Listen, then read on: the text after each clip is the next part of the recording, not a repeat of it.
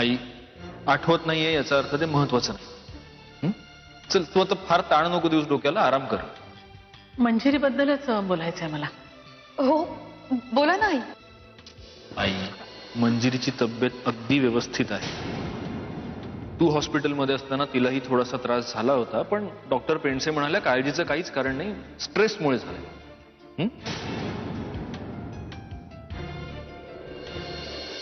आई जरी नाही म्हणत तरी त्यांना माझ्याच बद्दल बोलायचं. त्या जर अशा तोल जाऊन पडल्या नसत्या तर आतापर्यंत आईंनी आणि मी यांना आशिष बद्दलचं सत्य सांगूनही टाकलं असतं. पण अजूनही मी यांना सगळं सांगूच शकते. असं यांच्यापासून लपवून ठेवणं आता नाही जमणार मला. मंजिरी माझी ती ग्रीनवूडची फाईल कुठे मिळत नाही.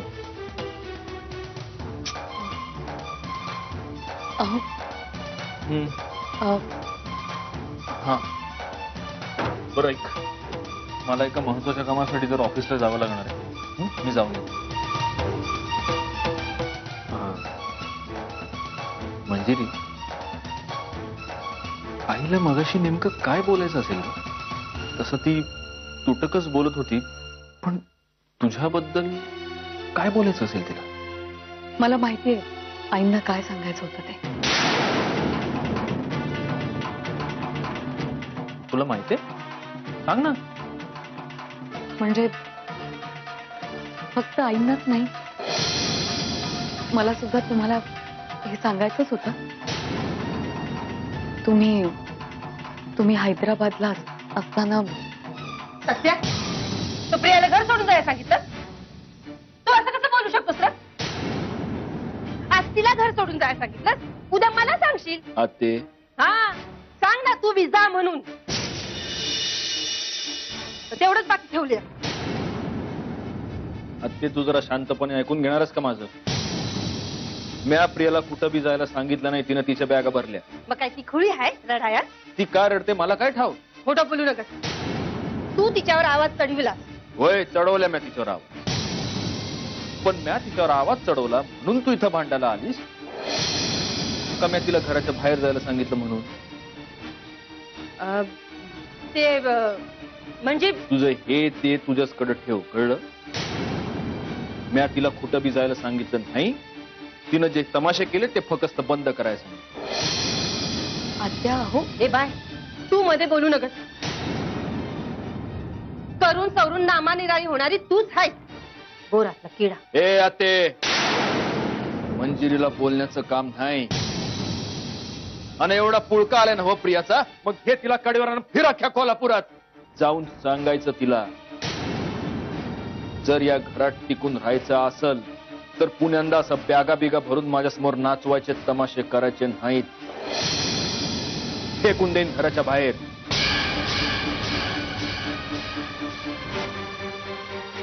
मंजिरी मी येतो जा, आणि काळजी घ्यायची, वेळेवर औषधं घ्यायची आणि वेळेवर जेवायचं दुपारी, कळलं? मी फोन करेनच तुला. बाय. आत्या मी हे बाई मंजिरी, काळजी घे. दुपारच्या गोळ्या वेळेवर घे, नाहीतर तुझा नवरा आमच्यावर कावल ना.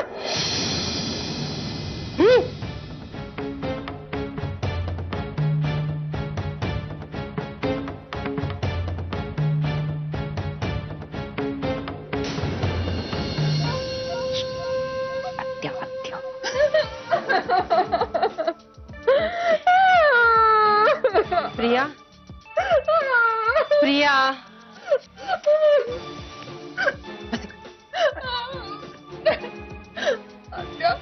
आता काय झालं?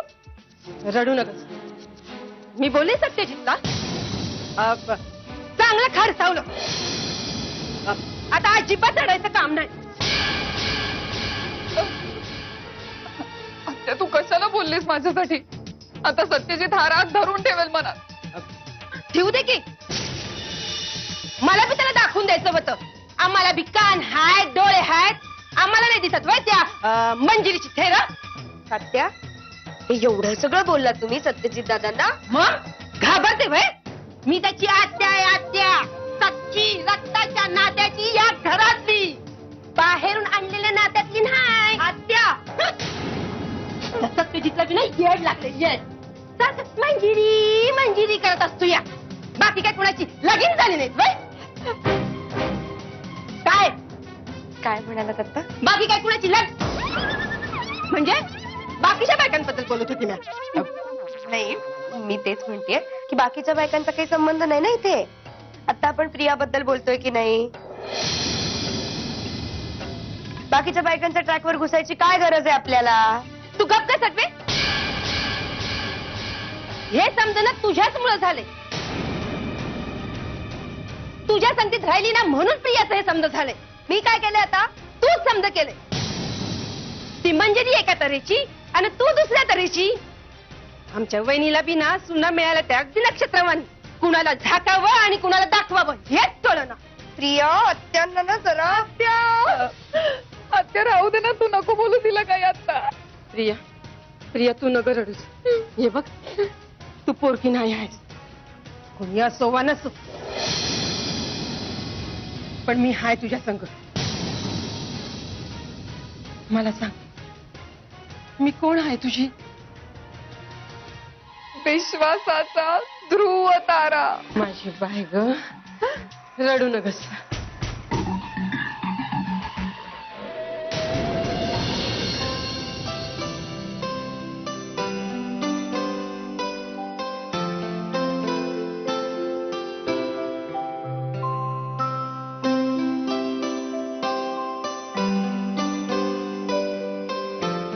आई,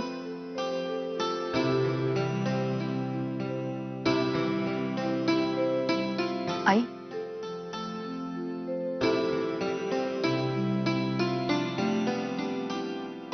सावकाश. काय ग? आई, जेवणाची वेळ झालीये. तुम्हाला ताट आणून देऊ की तुम्ही येताय बाहेर? आत्ता? अगं आत्ताच तर नाश्ता करून आले ना मी हॉस्पिटलमधून. लगेच जेवायला बसायचं आपण? हो, म्हणजे तुम्ही झोपला होतात ना बहुधा, म्हणून तुम्हाला अंदाज नसेल आला वेळेचा. जेवायची वेळ झालीये, मग काय करू? असं असेल असेल. मग येताय ना? तू बैस जरा, बस.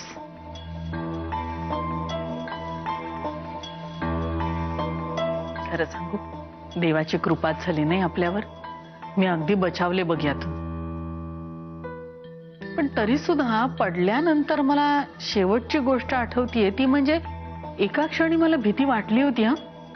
असं वाटलं की आपण आपल्या नातवंडाचं तोंड बघू शकणार आहे का नाही. आई, हे काय बोलताय तुम्ही? हे बघा, पुन्हा असा विचार अजिबात नाही करायचा. तुम्हाला काहीच होणार नाही. आम्ही आहोत ना सगळे.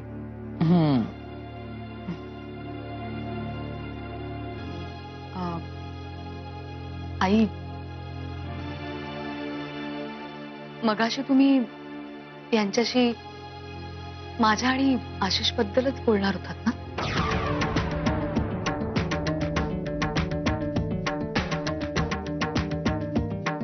आशिष बद्दल? का? नाही म्हणजे कोण हा आशिष? कोण?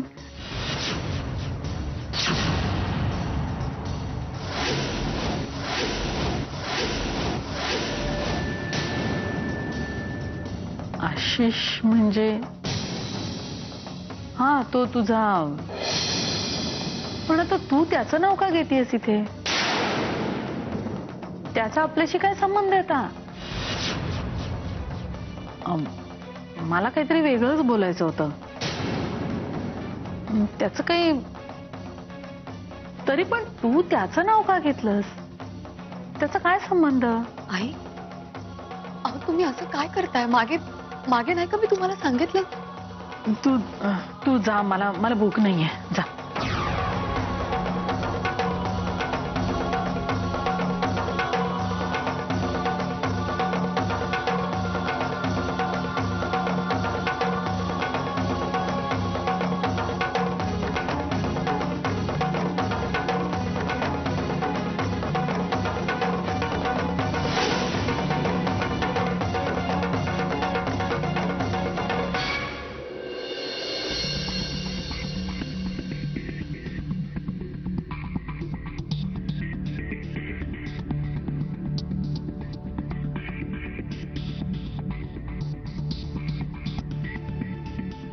सत्यजित सत्यजित मी तुला तू जर माफी मागणार असशील तर गरज नाही, कारण कुठल्या तरी फुक्कड कारणांवरनं भांडण उकरून काढायची आणि नंतर माफी मागायची हे आता तुझ्याही सवयीचं झालं आणि माझ्या.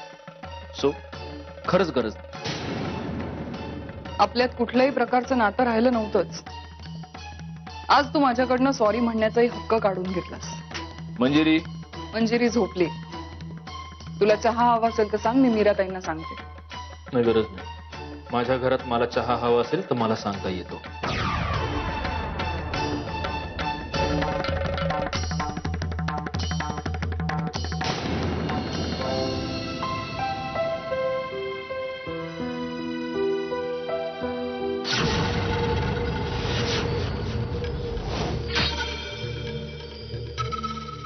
मंजिरी, प्रिया, काय का आता यावेळी? अगं हो, मला तुझ्याशी थोडं बोलायचं होतं. अरे हो, काय झालं होतं सकाळी? तू एवढी डिस्टर्ब का होतेस प्रिया? नाही, मला त्या विषयावर नाही बोलायचं. मी खरं तर काहीतरी वेगळंच विचारायला आले होते. बरं, बस ना. Manjiri, I am sorry. तुला असं वाटेल मी पुन्हा तोच प्रश्न विचारतेय, पण हे खूप महत्वाचं आहे आणि मला तुझी काळजी वाटते म्हणून विचारते. तू सत्यजितला आशिष बद्दल काही सांगितलं नाहीस ना?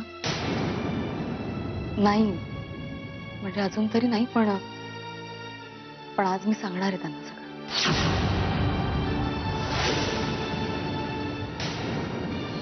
आई हे घ्या. बास ग. आई काहीच खाल्लं नाही तुम्ही, हे तरी खा प्लीज. आता शाले, मी बरी आहे. सकाळपासून 22 वेळेला तुम्ही मला हा प्रश्न विचारलात आणि प्रत्येक वेळेला मी हेच उत्तर देते, मी बरी आहे. अगं तुझी काळजी वाटते म्हणून विचारती. बरी आहेस ना व? ठीक आहे, मग मी जाते. सासूबाई, काय ग? मला जरा तुमच्याशी बोलायचं होतं. बोलू? मग बोल की. परवानगी कसली घेतेस? नाही असं अगं नाही. बस बस बस, म्या बसते इथं.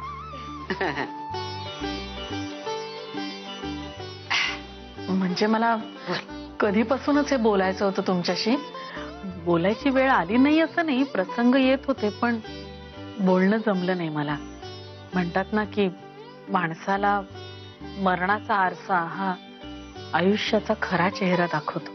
अगं असं अभद्र का बोलतीस बाई? अभद्र नाही सासूबाई, पण माझं लग्न झालं, मी या घरामध्ये आले, माझा संसार सुरू झाला. आता तो कसा झाला हा मुद्दा बाजूला ठेवूया आपण. पण अशा संसारामध्ये एक आशेचा किरण म्हणून सत्यजितचा जन्म झाला, मग गौरांगचा. या सगळ्यामध्ये माझं आयुष्य खूप कष्टाचं आणि विवंचनेचं गेलं. पण एक सांगू, या सगळ्या परिस्थितीमध्ये तुम्ही अगदी खंबीरपणे माझ्या पाठीशी उभ्या राहिला. माझ्या कुठल्याही अडचणींना आईच्या मायेनं धावून आलात. सासू असून सुद्धा आईचं कर्तव्य पार पाडलं. मग आयच आहे मी तुझी. हो, आईचा हात. आणि तुम्ही माझी, तुम्ही माझी आई आहात, सासूबाई असलात तरी. हो ग बाई. आई खरं सांगू, मी आता गोव्याला गेले होते ना, तर गोव्यातल्या सगळ्या देवळांमध्ये, सगळ्या म्हणजे सगळ्या देवळांमध्ये नवस बोलून आले मी.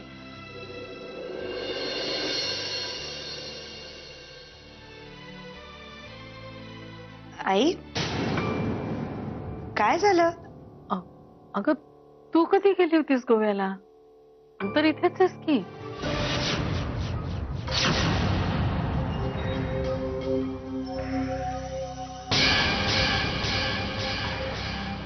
आई अहो असं काय करताय? मी आता गेले नव्हते का गोव्याला माहेरी, आणि तुम्ही पडलात आणि गौरांगनी फोन केला मला, म्हणून धावत पळत आले मी इकडे. मी नव्हते 4 दिवस घरात. नाही ग, नाही, तू इथेच आहेस. म्हणजे मला तरी आठवत नाहीये तू गोव्याला गेल्याच. नाही. अगं शाले, ग असं काय करतेस? अगं ही आत्ता गोव्याला जाऊन नाही का आले? मला कळतच नाही तुझं. म्हणजे तुझ्या लग्नाच्या टायमाचं तुला आठवतं आणि ही आत्ता जाऊन आली ती आठवत नाही? नाही नाही आठवत आहे मला. मी प्रयत्न करते आठवायचा, पण नाही नाही नाही आठवत आहे. असू दे, जाऊ दे. तू विचार करून करून डोक्याला ताण देऊ नकोस. होईल सगळं व्यवस्थित. हा, आठवण करा. हो आई, नका काळजी करू, होईल सगळं व्यवस्थित.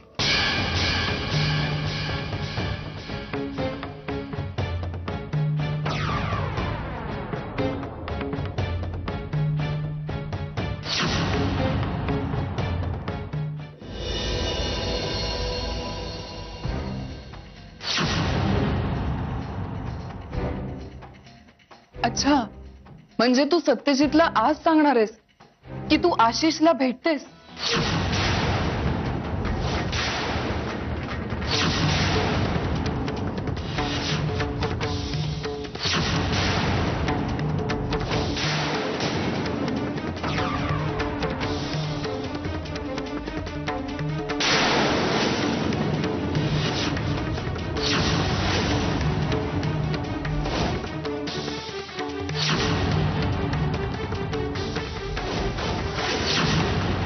मंजिरी, मी आलेच.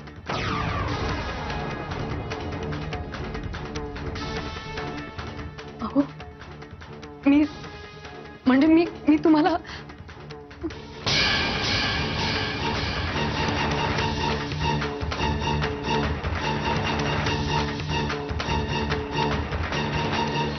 अहो, मी ते तुम्हाला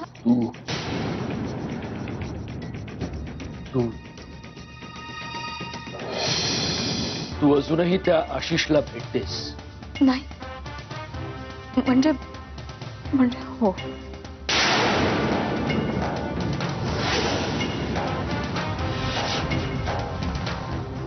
त्याचं झालं असं की मागे मी आणि नेत्रा आम्ही देवळात गेलो होतो.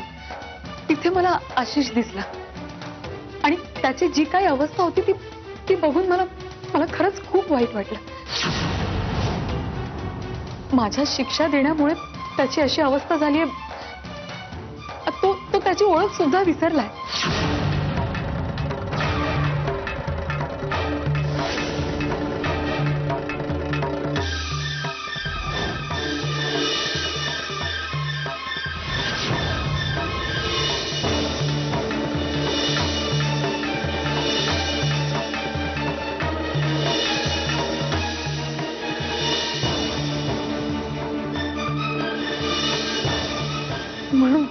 म्हणून मी फक्त भेटते त्याला.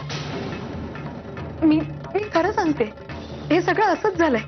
परमेश्वराची शपथ, बाकी काही नाही. मला तुम्हाला हे सगळं सांगायचंच होतं,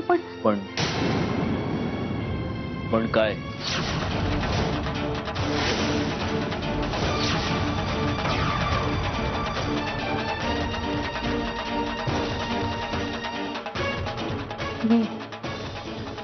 मी हे सगळं तुम्हाला सांगणारच होते. कधी? अहो, कधी? मुहूर्त शोधत होतीस सांगायला? कधी सांगणार होतीस? तसं नाही, मी तुम्हाला फोनवर सांगणार नव्हते. का? मला आई सुद्धा म्हणाला की काय?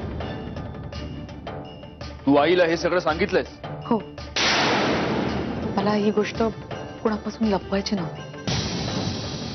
आणि नंतर आई मला स्वतःहून म्हणाला सुद्धा, तुम्ही आल्यानंतर त्यात तुमच्याशी बोलतील म्हणून. पण नेमकं त्याच दिवशी त्यांचा ऍक्सिडेंट झाला. आणि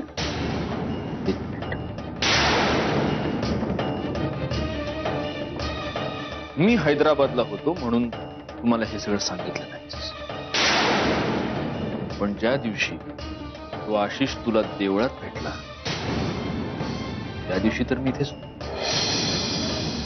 तुझ्या समोर होतो, मग त्या दिवशी तुम्हाला का नाही सांगितलंस? हे बघा, प्लीज तुम्ही माझ्याबद्दल गैरसमज करून घेऊ नका. मला समजून घ्या. मी आशिषसाठी जे काय केलं ते फक्त माणुसकी म्हणून केलंय.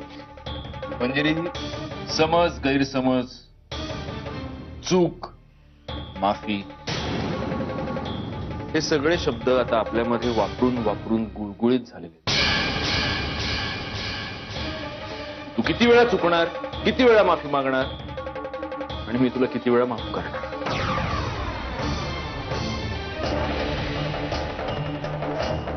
पण आज मला माझ्या एका प्रश्नाचं उत्तर सापडले.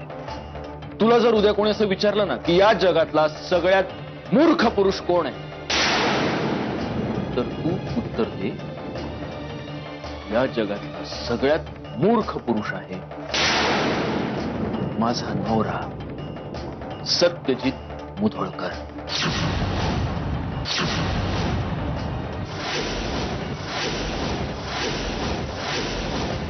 अहो, जगातला सगळ्यात मूर्ख पुरुष, ज्याला आपल्या बायकोबद्दल काडीचीही माहिती नसते, पण त्याला असं वाटत असतं की त्याला त्याच्या बायकोबद्दल सगळं माहिती. दरवेळी एक वेगळं सत्य त्याच्या समोर येऊन उभं राहतं आणि दरवेळी सत्यजित मुधोळकर तोंडघशी पडतो.